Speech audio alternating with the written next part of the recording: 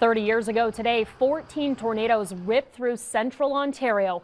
The damage unbelievable. 12 people were killed. Barrie was the hardest hit area on May 31st. That's where an F4 tornado touched down.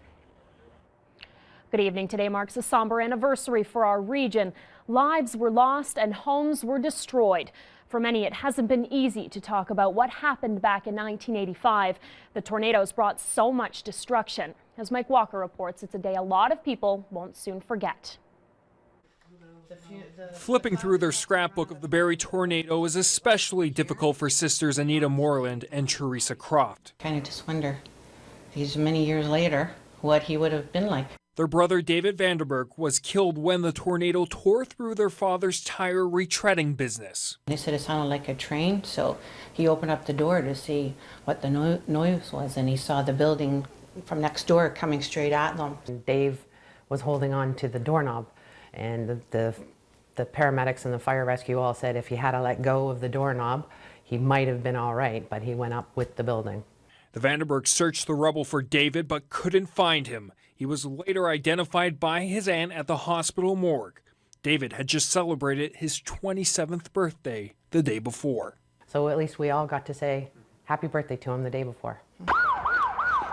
The F4 tornado cut a 5-kilometer path of destruction through Barrie. 8 people, including children, were killed, more than 150 injured.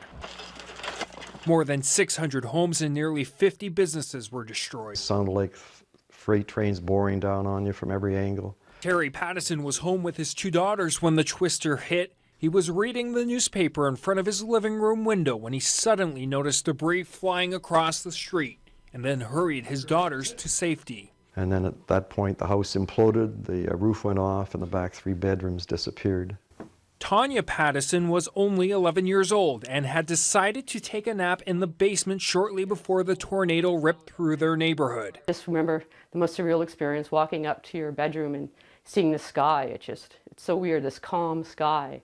The house and entire block was leveled. Amazingly, Terry and his daughters were not hurt. That's our front lawn. 3 decades later, the memories are still vivid. Particularly when we have a storm, I get very antsy. I don't think that feeling will ever go away. And will never be easy to talk about. It was very traumatic.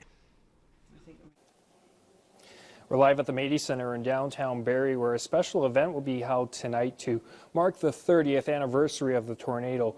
Many people who survived the devastation and the emergency responders who rushed in to help people, along with officials from Environment Canada, will be sharing their stories from that day. Many of the pictures people took, like the ones on the screen behind me, will also be sharing at tonight's presentation. This is a free event, but all of the tickets have been picked up for this.